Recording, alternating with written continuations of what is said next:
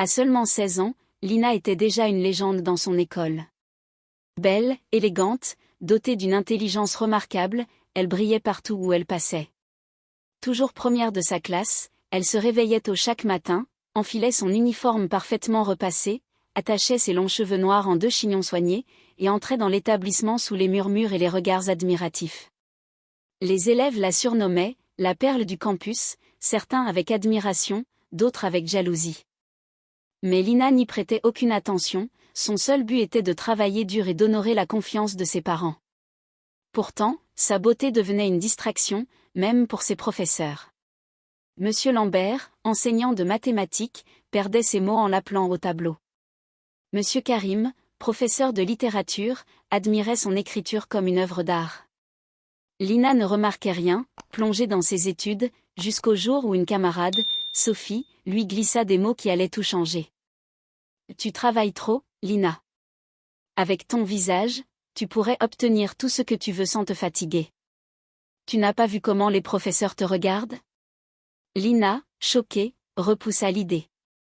Mais cette nuit-là, en se regardant dans le miroir, ses pensées se brouillèrent. Avait-elle été aveugle? Sa beauté était-elle une arme qu'elle n'avait jamais osé utiliser? Le lendemain, elle essaya. Elle relâcha ses cheveux, mit une touche de maquillage et, pour la première fois, se laissa porter par les regards autour d'elle. Lors d'un contrôle surprise, elle paniqua, mais se souvint des paroles de Sophie. Elle sourit doucement à Monsieur Lambert, et, contre toute attente, obtint une note parfaite. Ce fut le déclic. Peu à peu, Lina découvrit que ses sourires, ses compliments, ses regards suffisaient à lui ouvrir des portes. Les notes excellentes s'accumulaient, même sans travail. Elle se sentit légère, libérée des nuits blanches, convaincue qu'elle contrôlait enfin son destin. Mais tout pouvoir a un prix. Ses camarades commencèrent à murmurer. L'admiration d'hier devint jalousie et rancune. Les professeurs, eux, changeaient aussi. Leurs compliments, leurs gestes, leurs regards devinrent lourds de sous-entendus. Lina avait ouvert une porte qu'elle ne savait plus refermer. Et Sophie, qui observait tout cela, voyait grandir une envie sombre, celle de détruire Lina avec sa propre arme.